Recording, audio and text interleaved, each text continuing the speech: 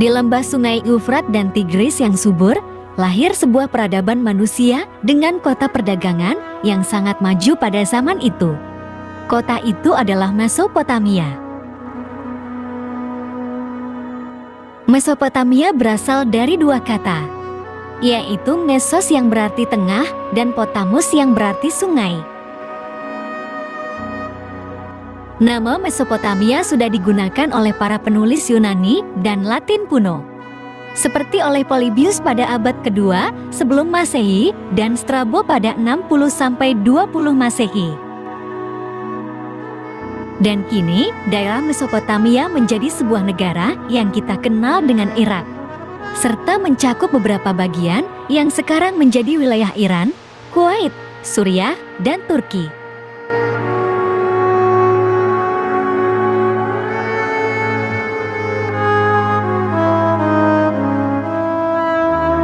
Sejarah Mesopotamia diawali dengan tumbuhnya sebuah peradaban yang diyakini sebagai pusat peradaban tertua di dunia oleh bangsa Sumeria, yang berawal pada revolusi Neolitik yang berlangsung sekitar 10.000 sebelum Masehi. Kawasan ini merupakan tempat yang menginspirasi beberapa perkembangan terpenting dalam sejarah manusia, termasuk penemuan roda, pengembangan aksara kursif, matematika, astronomi, dan agrikultur. Tanah yang subur, serta sistem irigasi yang baik, banyak bangsa-bangsa lain yang ingin menguasai daerah ini. Bangsa yang pertama kali berkembang di daerah ini adalah bangsa Ubaid. Kemudian dikuasai bangsa Sumeria, Akkadia, Asiria, dan Babilonia. Berkat peradaban kuno yang tumbuh di Mesopotamia, membuatnya disebut-sebut sebagai the cradle of civilization atau asal-muasal peradaban.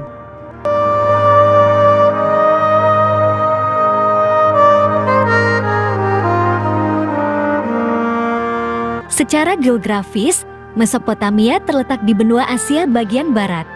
Kawasan ini diapit oleh dua aliran sungai, yaitu Sungai Eufrat dan Tigris, yang kurang lebih 170 mil dari Teluk Persia.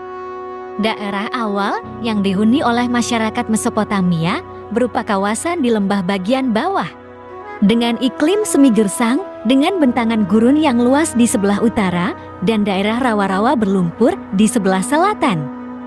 Jalur perjalanan darat di Mesopotamia lazimnya menyusuri jalur sungai Eufrat. Karena tepian sungai Tigris sebagian besar merupakan dataran terjal dan sangat sukar dilalui.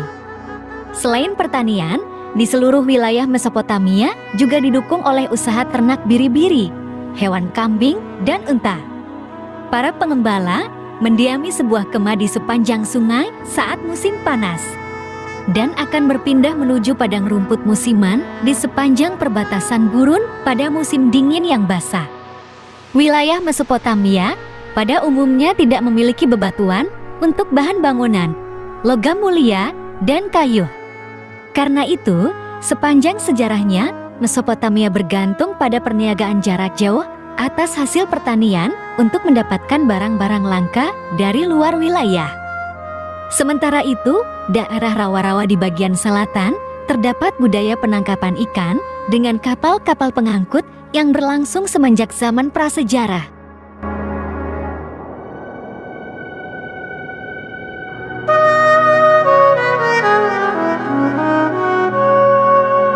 Dalam catatan sejarah, bangsa Sumeria merupakan bangsa yang pertama kali mendiami kawasan Mesopotamia, sehingga bangsa Sumeria disebut sebagai penduduk asli Mesopotamia. Bangsa Sumeria datang dari wilayah Asia Kecil sekitar tahun 3500 sebelum Masehi. Pada awalnya, bangsa Sumeria mengolah lahan pertanian yang subur sebagai mata pencaharian. Masyarakat Sumeria tinggal di bangunan yang terbuat dari lumpur. Para masyarakatnya menganut kepercayaan politisme. Bangsa Sumeria membangun sistem pengairan untuk menanggulangi banjir dan menyalurkan air ke lahan-lahan pertanian, seperti sistem irigasi dan kanal. Hasil utama pertanian masyarakat Sumeria adalah gandum. Bila panen tiba, mereka mengangkut hasil panen menggunakan kereta atau gerobak. Dengan hasil pertanian yang sangat melimpah, sekitar tahun 3000 sebelum Masehi, bangsa Sumeria membangun 12 kota-kota besar. Di antaranya kota Ur, Wuruk, Lagas, dan Nippur. Pada awalnya, kota-kota tersebut merupakan kota-kota yang berdiri sendiri tanpa sistem pemerintahan. Namun terjadi pertikaian dan peperangan di antara kota-kota tersebut. Akibat kekalahan dalam peperangan, kota yang kalah akan menjadi bawahan bagi kota yang menang. Sehingga muncul sistem pemerintahan kerajaan. Pada saat itu, bangsa Sumeria mencapai masa kejayaannya saat dipimpin oleh Raja Urnamu yang merupakan pendiri dinasti ketiga Sumeria. Beliau berkuasa di Sumeria selama 18 tahun. Namun, sekitar tahun 2300 sebelum Masehi, bangsa Sumeria ditaklukkan oleh bangsa Akkadia di bawah pimpinan Raja Sargon. Akibat kekalahan itu, muncul bangsa Akkadia di wilayah Mesopotamia.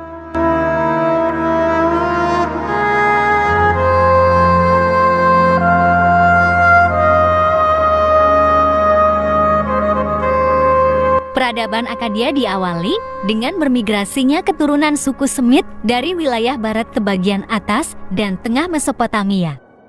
Sekitar tahun 2400 sebelum Masehi, salah seorang pemimpin bangsa Semit yang dikenal dengan Sargon I membentuk sebuah kota yang ada di Mesopotamia bagian atas.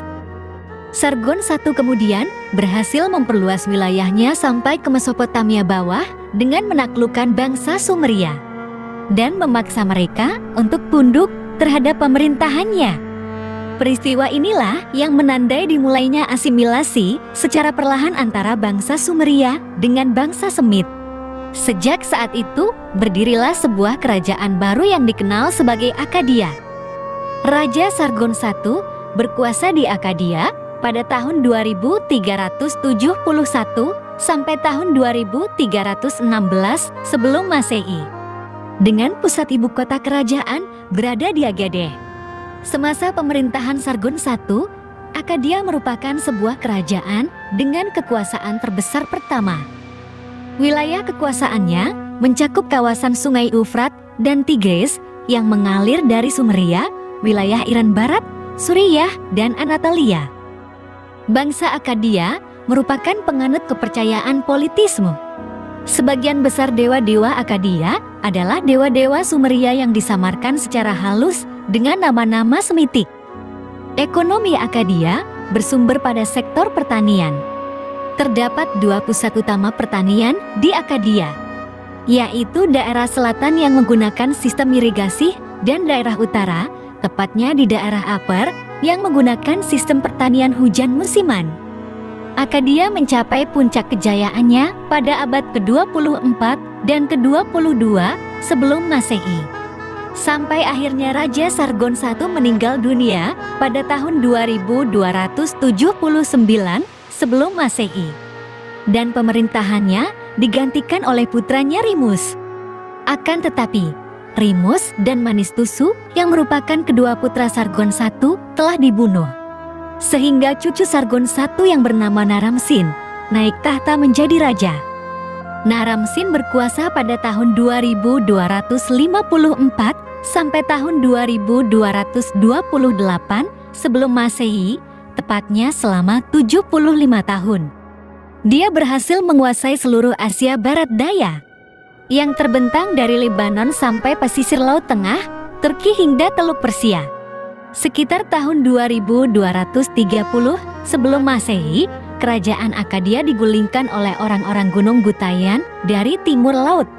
Sejak tahun 2130 sampai tahun 2120 sebelum Masehi, baik wilayah Sumeria maupun Akkadia berada di bawah kekuasaan Gutayan.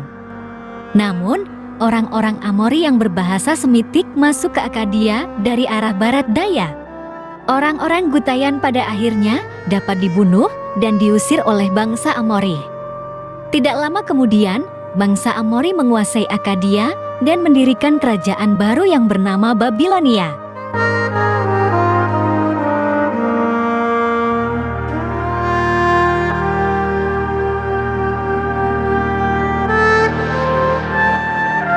Babilonia merupakan sebuah wilayah yang berlokasi di tengah kawasan selatan Mesopotamia yang sekarang menjadi Irak dan Suriah. Dalam kitab Ibrani, ibu kota Babilonia disebut sebagai Babel. Awalnya pada tahun 1894 sebelum Masehi, seorang kepala suku bangsa Amori bernama Sumuabum membeli sebidang tanah yang mencakup kota kecil Babylon dari kerajaan Kasaluh. Dari tanah itulah, bangsa Amori mendirikan sebuah kota kecil dengan wilayah kedaulatan yang mencakup kota administratif Babylon. Sejak saat itu, Sumuabum menjadi raja pertama dari dinasti Amori sebelum menjadi kerajaan Babilonia. Beliau memerintah dari tahun 1894 sampai 1877 sebelum Masehi dan membebaskan sebuah wilayah yang merupakan pusat administrasi kecil di Mesopotamia bagian selatan. Setelah Sumuabum, pemerintahan digantikan Sumulael, Sabium, dan Apilsin yang berturut-turut memerintah dengan wilayah kedaulatan yang sangat terbatas. Pada tahun 2335 sampai tahun 2154 sebelum Masehi, Babilonia hanyalah sebuah kota kecil di salah satu daerah bawahan dan belum layak disebut sebagai sebuah kerajaan, dan masih dibayangi oleh kerajaan yang lebih besar dan lebih kuat seperti Isin, Larsa, Asur di utara, dan Elam di timur. Sampai akhirnya pada tahun 1792 sebelum Masehi, Babilonia diperintah oleh seorang raja berkebangsaan Amori yang keenam. Beliau adalah Hammurabi. Pada masa inilah, Hammurabi mulai membangun secara besar-besaran di Babylon dan mengubah sebuah kota kecil menjadi kota besar. Sejak saat itu, kawasan selatan Mesopotamia mulai disebut Babilonia. Dengan perkembangan yang sangat baik, Hammurabi mulai mengerahkan pasukannya ke arah timur. Beliau berhasil menaklukkan bangsa Elam, bangsa Guti, bangsa Lulubi, dan bangsa Kasi. Sekitar tahun 1751 sebelum Masehi, Hammurabi berperang melawan raja-raja besar Asur, Syamsi-Adad I dan Ishum-Dagan I. Hammurabi akhirnya mampu memaksa raja Asur berikutnya yang bernama Mut-Askur untuk membayar pajak kepada Babilonia. Namun, masa pemerintahan Babilonia terpuruk setelah Hammurabi wafat pada tahun 1750 sebelum Masehi. Kini pemerintahan Babilonia dipegang oleh putranya yang bernama Samsuilun. Setelah kematian Hammurabi, tidak ada pengganti yang dapat mempertahankan kekuasaannya. Akibatnya, banyak ancaman dari bangsa lain yang ingin menjatuhkan Babilonia. Salah satunya adalah bangsa Hitit. Kerajaan Babilonia perlahan mulai melemah. Dalam situasi ini, terbuka kesempatan bangsa Hitit untuk menyerang. Pada akhirnya, kota Babilonia dapat dikuasai bangsa Hitit. Namun, bangsa Hitit tidak bertahan lebih lama di daerah Mesopotamia karena dikalahkan oleh bangsa Asiria dari Mesopotamia Utara yang gemar berperang. Tentara Asiria memang dikenal sangat kejam. Mereka juga merampas harta benda serta memenggal leher bagi para tawanan. Pada tahun 1000 sebelum Masehi, bangsa Asiria mengambil alih kekuasaan Babilonia dan mendirikan kerajaan baru yang bernama Asiria.